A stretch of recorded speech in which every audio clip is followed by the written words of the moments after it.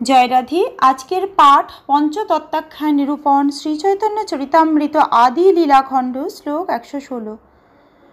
ঈশ্বরের তত্ত্ব যেন জ্বলিত জ্বলন, জীবের স্বরূপ জয়ছে স্ফুলিঙ্গারোকণ।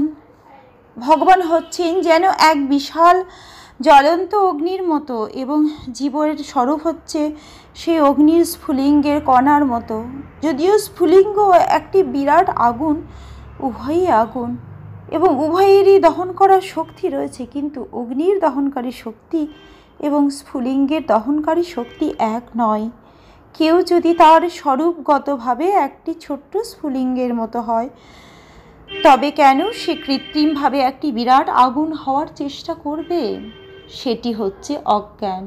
পক্ষান্তরে বুঝতে হবে যে পরমেশ্বর ভগবান ও অনুসদৃশ জীব উভয়েরই জড়ের সঙ্গে কোনো সম্পর্ক নেই, কিন্তু চিৎ স্ফুলিঙ্গ সদৃশ জীব যখন জড়জগতের সংস্পর্শে আসে তখন তার অগ্নি সদৃশ গুণগুলি নিভে যায়। সেটি হচ্ছে বদ্ধ জীবের অবস্থা। যেহেতু তারা জড়া প্রকৃতির সংস্পর্শে এসেছে, তাই তাদের চিন্ময় গুণগুলি প্রায় লুপ্ত হয়ে গেছে। কিন্তু যেহেতু এই সমস্ত চিৎ স্ফুলিঙ্গগুলি হচ্ছে শ্রীকৃষ্ণের বিভিন্ন অংশ, যে কথা ভগবান শ্রীকৃষ্ণ ভগবদ্ গীতায় বলেছেন, তাই তারা জড়জগতের বন্ধন থেকে মুক্ত হয়ে তাদের চিন্ময় স্বরূপে আবার অধিষ্ঠিত হতে পারে। এটি বিশুদ্ধ দার্শনিক উপলব্ধি। ভগবদ্ গীতায় চিৎ স্ফুলিঙ্গকে সনাতন নিত্য বলে বর্ণনা করা হয়েছে। তাই জড়া প্রকৃতি বা মায়া তাদের স্বরূপকে নষ্ট করতে পারে না। কেউ তর্ক করতে পারে, এই চিৎকণা সৃষ্টি করার কী প্রয়োজন ছিল? তার উত্তরে বলা যায়, যেহেতু পরমেশ্বর ভগবান হচ্ছেন সর্বশক্তিমান, তাই তার অসীম ক্রিয়া প্রবৃত্তি ও অনুক্রিয়া প্রবৃত্তি রয়েছে। এটি হচ্ছে সর্বশক্তিমান কথাটির অর্থ। সর্বশক্তিমান হতে হলে তার যে কেবল অসীম শক্তি থাকবে তা নয়, তার সসীম শক্তিও থাকবে। এভাবেই তার সর্বশক্তিমত্তা প্রদর্শন করার জন্য ভগবান উভয়ই শক্তি প্রদর্শন করেন। জীব যদিও ভগবানের অংশ, তবুও সে অনুশক্তি সম্পন্ন। অসীম ক্রিয়া প্রবৃত্তি থেকে ভগবান ঈশ্বর স্বরূপ ও চিৎ জগতে বৈকুণ্ঠ তত্ত্ব প্রকাশ করেন, আর তার অনুক্রিয়া প্রবৃত্তি থেকে অনুচৈতন্য রূপ অনন্ত জীব প্রকাশ করেন। এই প্রবৃত্তিকে জীব শক্তি বলা হয়। ভগবদ্গীতায় ভগবান বলেছেন, অপরেয়মিতস্তন্যাং প্রকৃতিং বিদ্ধি মে পরম জীবভূতাং মহাবাহ জয়েদং ধার্যতে জগৎ। হে মহাবাহ অর্জুন, হে অপরা প্রকৃতির অতীত আমার আর একটি পরা প্রকৃতি আছে। সেই প্রকৃতি চৈতন্য স্বরূপা ও জীবভূতা। সেই শক্তি থেকে জীবসমূহ নিঃসৃত হয়ে এই জড় জগৎকে ধারণ করে আছে।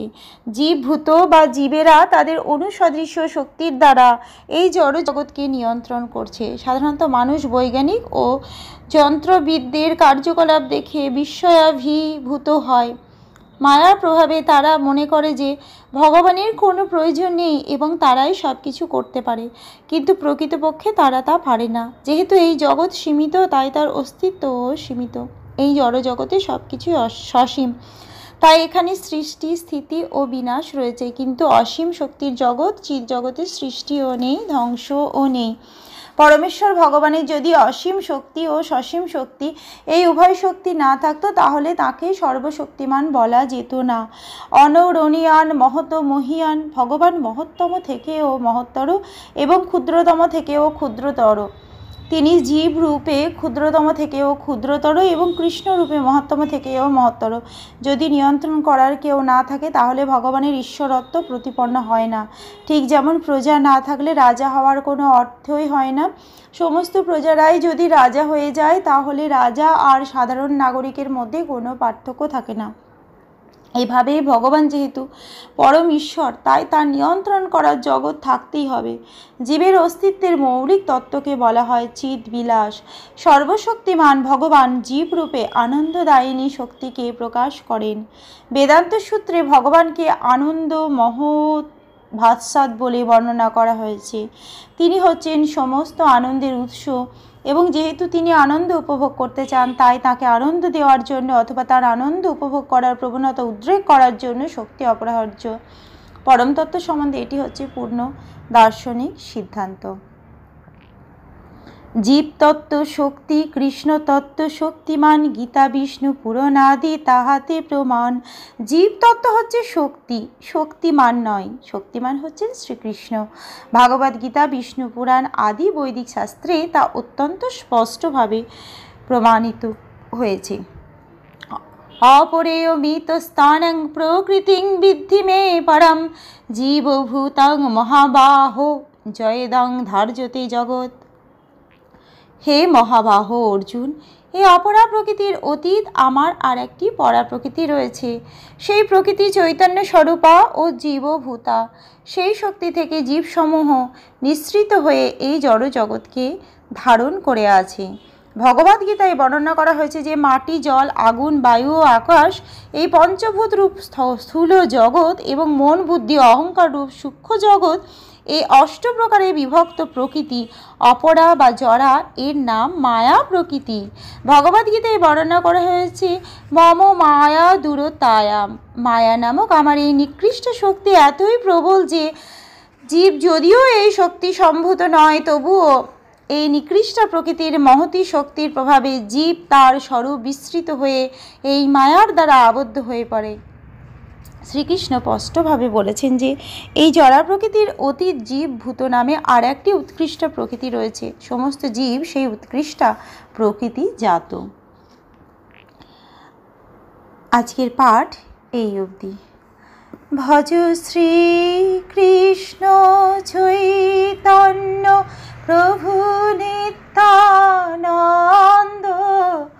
শ্রী অদ্বৈত গদাধরে শ্রীবাসাদি গৌরী ভক্ত বৃন্দ।